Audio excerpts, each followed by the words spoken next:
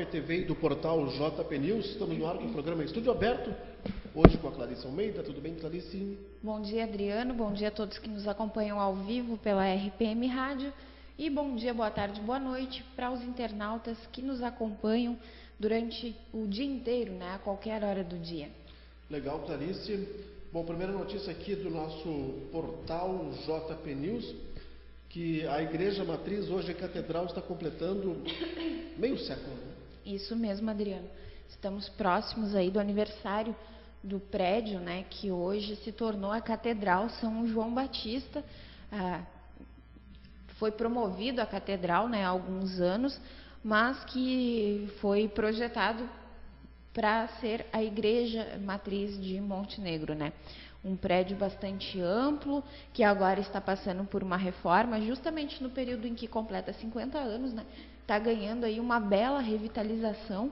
Eu estive lá conferindo ontem, conversando com o padre Nicolau Schneider e com o Mauro, nosso colaborador aqui do Grupo Progresso, que também é ministro da Eucaristia lá na Matriz, e pude ver então a bela obra que está sendo feita lá, né? Faltam alguns acertos, alguns detalhes ainda. Segundo o padre, falta bastante coisa ainda para ser feita, mas a gente já nota, né, a diferença que fez no trabalho que foi realizado até agora. Principalmente no telhado, o forro, digamos assim, enfim, a parte de dentro do telhado está recebendo um trabalho em gesso, uma decoração, toda uma arte em gesso, né? Os vitrais foram revitalizados, né? O presbitério local onde são realizadas as celebrações também já está com mobiliário novo. A gente até fez uma matéria sobre isso há um tempo atrás aqui no grupo. Enfim, tem muita coisa bonita acontecendo lá na igreja, né? Motivo que se soma a essa celebração dos seus 50 anos.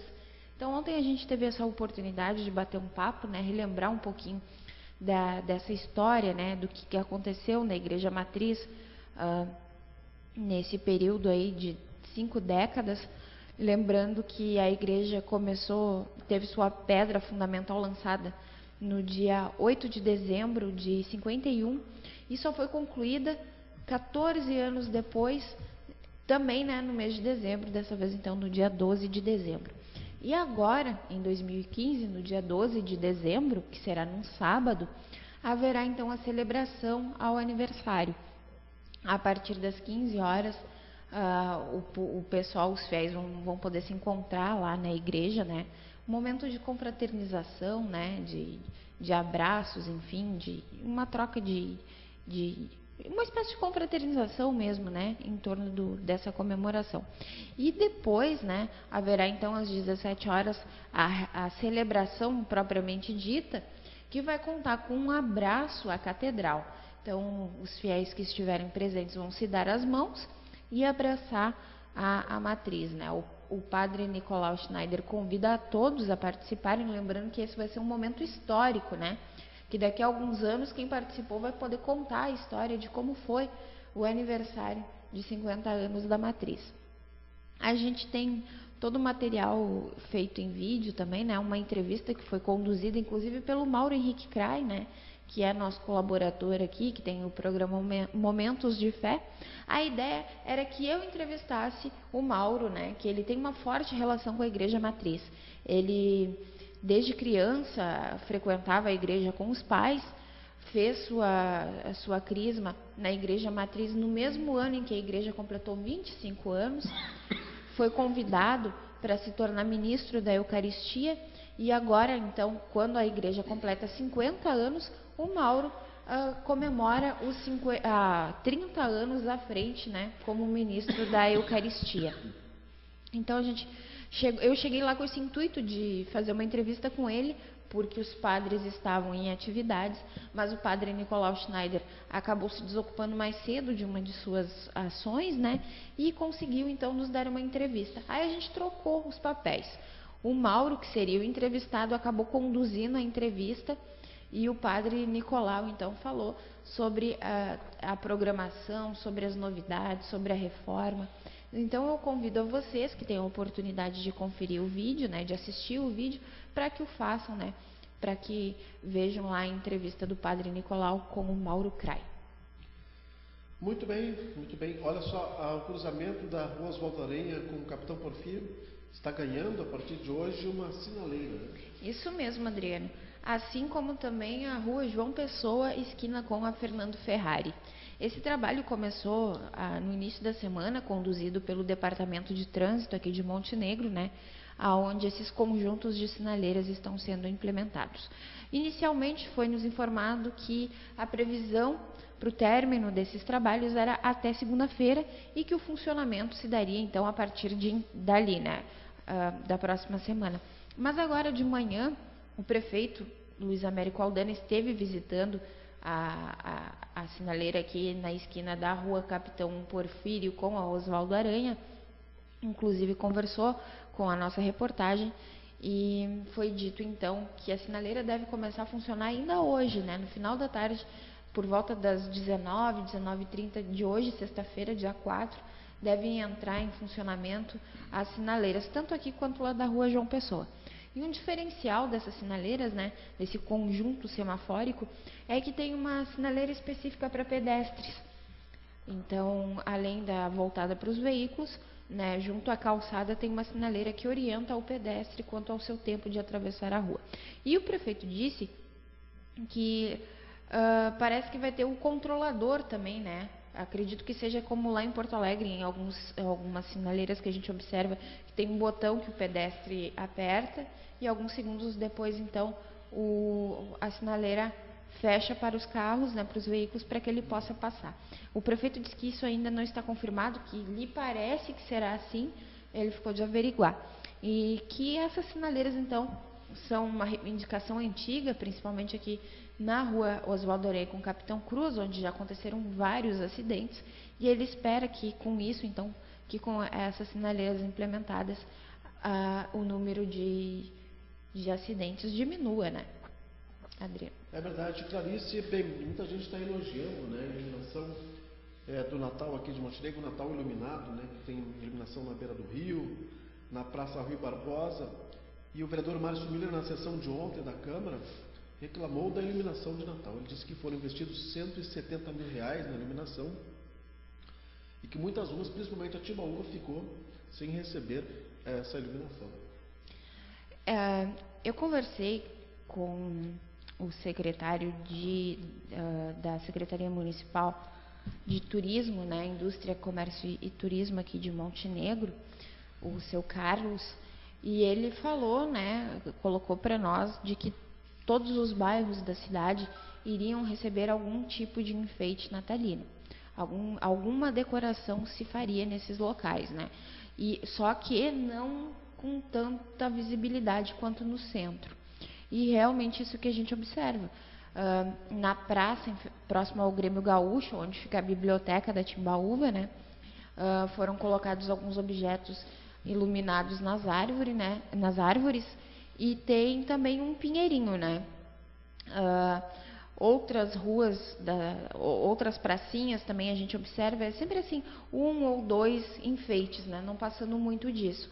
Mas, em compensação, a praça está bem iluminada, o cais também, né? O Porto das Laranjeiras está com uma bela iluminação, com anjos, né? Arcanjos a toda a sua volta. Então, depende muito do ponto de vista, né? Se a gente for observar. Talvez, como o próprio secretário colocou, poderia ter sido colocado mais, mas se optou por ir devagar, né, em relação ao orçamento, para não estourar o orçamento. E parece que para o ano que vem, sim, aí já vai ter mais, a decoração já vai ser mais expressiva, né? Mas se o vereador acredita que dava para ser feito mais com o valor empregado, né, aí cabe a ele verificar o que aconteceu, né? Se realmente foi utilizada toda a verba na iluminação, se realmente tem mais material para ser colocado, pedir aí então ao executivo, que parece que foi o que ele fez ontem, né? Ele não, ainda não. Ele vai fazer porque ele tem esperança de que nessa semana agora sejam colocados mais lâmpadas. A gente respeita a opinião dele, mas eu acredito que esse ano, comparado com os outros, está bem melhor. Muito bem, Clarice, olha só a capa do Jornal Progresso, já está circulando em 10 municípios aqui do Vale do Caí. Mas a notícia diz assim: começa a busca de assinaturas para reduzir salários dos vereadores de Montenegro. Esse processo terá acompanhamento do Grupo Progresso amanhã, inicia às 9 da manhã, né? Isso mesmo, Adriano. Depois de tanto a gente falar, né, contar os exemplos que aconteciam nos municípios, em todo o estado, país afora também, que a gente começou, na verdade, falando estados como São Paulo, né, Minas Gerais, enfim, outros estados. E aí esse movimento foi criando vulto, acabou aparecendo aqui no Rio Grande do Sul. Então, toda semana eram cerca de 2, 3 cidades que davam movimentação nesse sentido. Depois se afunilou aqui para a região, né? Inclusive Pareci Novo, que aqui bem juntinho a Montenegro, o próprio prefeito falou da necessidade de reduzir as despesas com a folha de pagamento dos servidores da prefeitura, o seu próprio salário. Tivemos ainda o exemplo de Portão. E nessa semana, então, a gente trouxe aí essa mobilização, né? Já havíamos trazido há um tempo atrás notícias sobre uma página que foi criada no Facebook, também com o sentido de colher assinaturas, mas parece que não evoluiu muito, né? A gente não teve mais informações a respeito dessa ação. Agora, então, sim, parece que surge um movimento com mais força, né? Que inclusive já teria recolhido assinaturas enfim, teria coletado assinaturas até o momento da reportagem, teriam sido 500 assinaturas, né? E agora, no sábado, amanhã, dia 5, esse grupo formado, né, por várias pessoas, mas que tem, entre elas, o atual conselheiro tutelar Rodrigo Corrêa, vai estar lá na Praça Rui Barbosa, explicando para as pessoas o que se trata, né, exatamente esse projeto, o que ele pretende, e pedindo então para que as pessoas colaborem. Para participar desse abaixo-assinado, é preciso que a pessoa tenha em mãos, né, o seu CPF, um documento, né, para se identificar. E esse projeto visa tornar o salário, equiparar o salário dos vereadores com o valor pago a professores, né, em início de carreira na rede municipal de ensino. A proposta também prevê a redução do salário dos assessores, né, parlamentares, dos assessores de vereadores. Então, todos os detalhes sobre essa ação popular, né, podem ser conferidas amanhã nessa ação que vai acontecer das 9 da manhã às 4 da tarde. Durante o meio-dia o pessoal vai fazer uma pausa, né, para o almoço, que ninguém é de ferro, mas por volta de 1h15, 1h30 estarão retornando à praça. E se o tempo colaborar, né, a movimentação promete ser grande para amanhã, essa época em que o comércio está bastante aquecido, então há uma grande circulação de pessoas pelas ruas. Então a expectativa dos organizadores é que se consiga um grande número de assinaturas. Inclusive já tem pessoas querendo saber, né, mais sobre isso, ligam para nós, mandam mensagens aqui para o Grupo Progresso de Comunicação, querendo saber onde está a lista, né, onde poderão assinar. Então quem nos acompanha hoje, né, na sexta-feira, terá a oportunidade de amanhã, lá na Praça Rui Barbosa, repito, das 9 às 16 horas, conhecer mais sobre esse projeto e decidir se é a favor ou não, né, a redução do salário dos vereadores. Lembrando que isso é válido para a próxima gestão, né, para a gestão que se inicia em 2017. E numa época em que a gente fala tanto de redução de custos, em que o país passa por um momento de grave crise financeira, né, é algo que realmente vale a pena ser repensado, né. Se tantos cidadãos brasileiros conseguem viver com um salário mínimo de 700 e poucos reais, conseguem, a gente não sabe como conseguem, né, tem que se virar muito para sobreviver com um valor assim. Pessoas, inclusive com formação superior, muitas vezes acabam tendo que se submeter a empregos que não tem nada a ver com a sua formação, né, por necessidade de ganhar um salário de R$1.000, de R$1.100, e em contrapartida, muitos vereadores, né, não estou dizendo que seja o caso daqui, mas a gente tem históricos, né, que mostram que em muitas cidades as câmaras são vistas como cabides de emprego, né, muitos vereadores, muitos candidatos se lançam ao pleito visando o salário, né, e não as ações que eles podem fazer pelo município. Então é um momento de refletir sobre isso, né, e dar a sua opinião. Amanhã a gente vai estar acompanhando essa movimentação e na segunda-feira a gente traz detalhes, então, para saber quantas assinaturas foram conseguidas, né, nesse sábado, e também traz a informação de onde estarão disponíveis essas listas, né? Quem quiser informações, que estiver nos ouvindo agora, já pode entrar em contato com o Rodrigo Corrêa. Pode ser através da página dele no Facebook, né? Ou também tem um evento que foi criado, que é o primeiro ato pela redução dos salários dos vereadores de Montenegro. Então, é só entrar em contato com ele e obter mais detalhes. Muito bem, Clarice, seguimos aqui. Ainda sobre esse assunto, São Sebastião do Caí vai deflagrar também esse processo. Isso mesmo, Adriana. Essa semana a gente também trouxe essa notícia aqui no nosso portal JP News. Eu conversei com o vereador do município, Elson Lopes, isso mesmo. O vereador Elson Lopes conversou comigo por telefone e me contou então que havia sido procurado por um morador de São Sebastião do Caí, querendo algumas orientações, né? Querendo saber se o vereador apoiaria uma ação como essa. O vereador disse a ele então que apoiaria sim e lhe deu o caminho, digamos assim, né, de como proceder. Esse cidadão então parece que está recolhendo assinaturas, né? E essas assinaturas devem ser entregues em breve junto ao projeto que solicita a redução dos salários lá da Câmara de Vereadores de São Sebastião do Caí. Ontem, no finalzinho da tarde, o vereador entrou em contato comigo e me passou o telefone desse cidadão, desse eleitor, e ele pediu para que hoje à tarde, então, a gente entrasse em contato para saber o andamento, né? Para saber se ele já entregou esse documento na Câmara e também o número de assinaturas que ele conseguiu. Então, logo mais teremos outras informações sobre isso. E é legal, né, Adriano, porque é um movimento que realmente cresceu, tomou conta, pelo jeito, não quero ser exagerada, mas eu acho que isso vai acabar chegando a todos os municípios brasileiros, da forma como está sendo colocado. Porque um acaba servindo de exemplo para o outro, né? E regiões inteiras começam a se mobilizar. Então, é bacana, é bastante interessante. Pena que isso não tenha começado antes, né? Mas ainda é válido, ainda dá tempo. Muito bem, Clarice, agora chegou a hora de falarmos do esporte. O Jornal Progresso destaca que as inscrições para a corrida universitária podem ser feitas ainda hoje, nesta sexta-feira. Também na dupla Grenal, o Inter pode estar trazendo de volta o Leandro Damião, que hoje está no Cruzeiro, foi destaque no Internacional, chegou à seleção brasileira, e o Grêmio já pensa agora na Libertadores da América do ano que vem.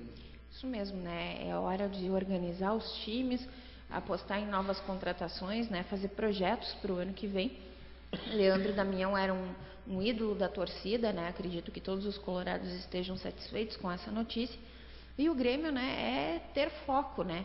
Mais uma vez, 2015 foi um ano difícil, assim como tem sido os últimos, né, para o Grêmio.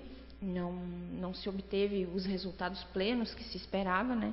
Então agora é focar na Libertadores, né? E em relação à corrida, como tu colocou, as inscrições ainda podem ser feitas hoje. É preciso acessar o site da Unisc, né, unisc.com.br, e baixar a ficha de inscrição, preenchê-la e levar até a universidade, né, o campus aqui de Montenegro, que fica lá no bairro Zootecnia, juntamente com o valor de R$25, né, que é o valor da taxa de inscrição.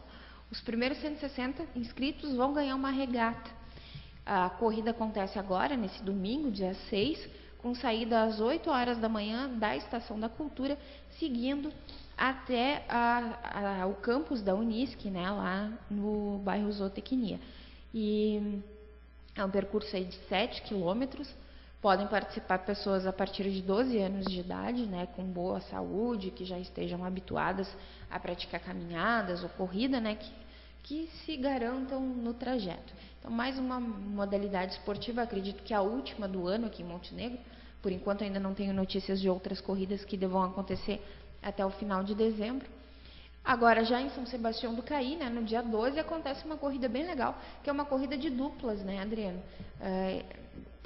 Inclusive, eu tenho um casal de amigos, ela até já foi notícia aqui no Grupo Progresso de Comunicação, e acho que muitas pessoas que nos assistem devem saber de quem eu estou falando, que é a Daniele Ramos. Muita gente chama ela de baixinha, né? Aquela baixinha que corre. Ela tem participado nos últimos anos de praticamente todas as corridas que saem aqui em Montenegro, na região, até fora daqui no litoral, né? Sempre que possível, então, ela se dedica às corridas, vai lá e faz sua parte, sempre conseguindo uma boa colocação. E agora, nessa corrida que vai ter lá em São Sebastião do Caí, ela estava meio desanimada, achou que não ia participar pela dificuldade de conseguir uma dupla, né? E aí a gente começou a incentivar o namorado dela, que não costuma correr, e ele acabou, né, num gesto carinhoso, aceitando o desafio de correr junto com a namorada. Então ele está se preparando aí algumas semanas já para encarar esse desafio lá em São Sebastião do Caí. Então a gente deseja boa sorte, né?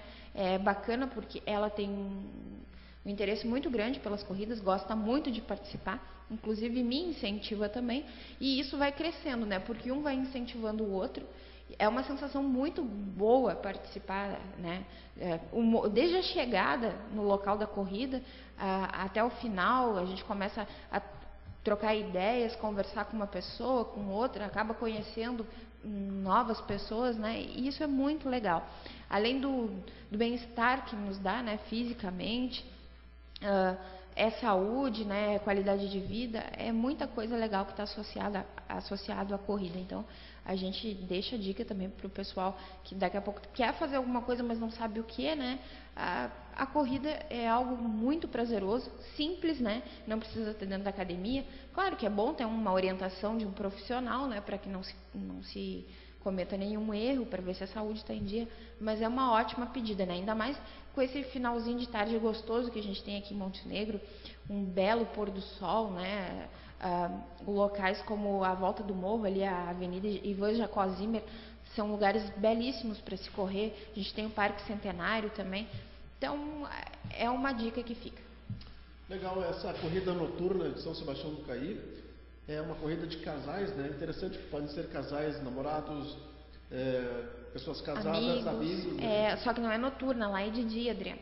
A corrida noturna a gente teve aqui em Montenegro, né? Lá é uma corrida que acontece no período da manhã, no outro sábado, no dia 12.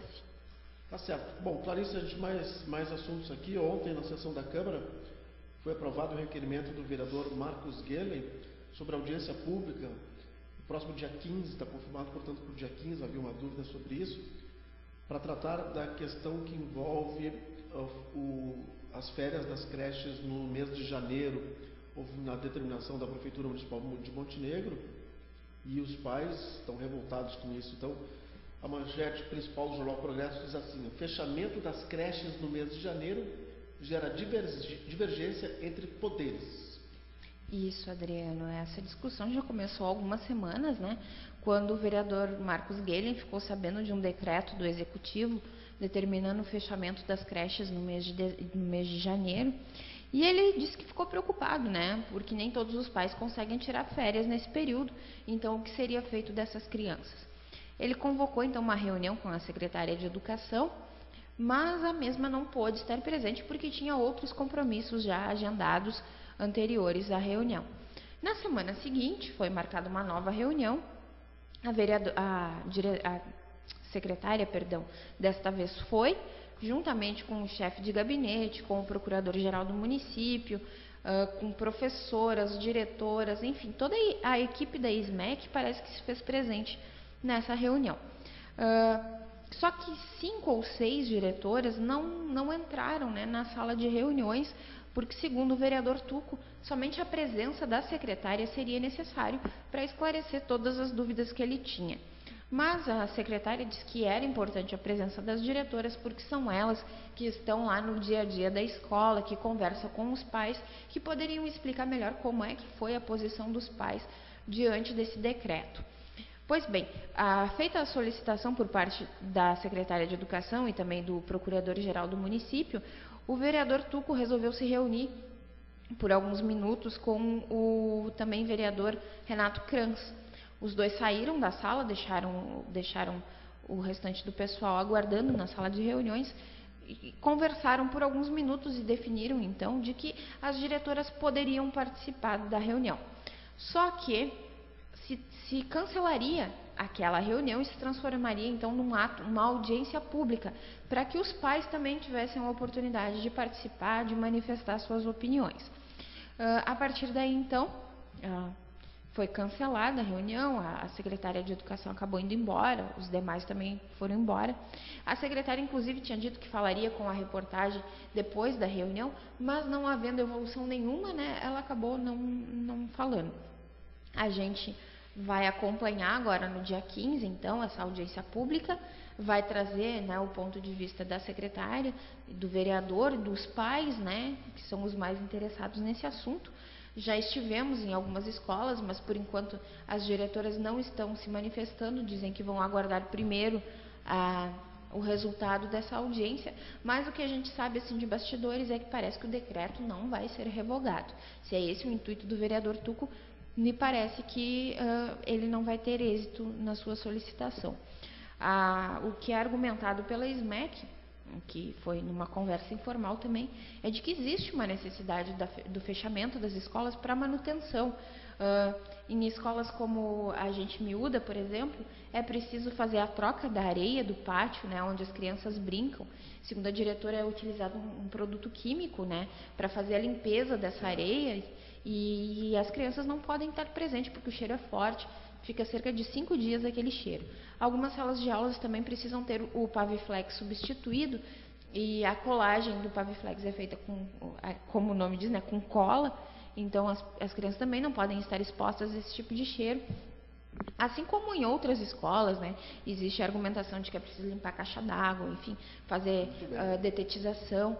Então isso é uma questão, né, que é defendida pelas diretoras, né, que até acham que 15 dias é um período curto, mas tem o ponto de vista do vereador também que acha que não. Então a gente vai acompanhar para saber o desfecho disso tudo.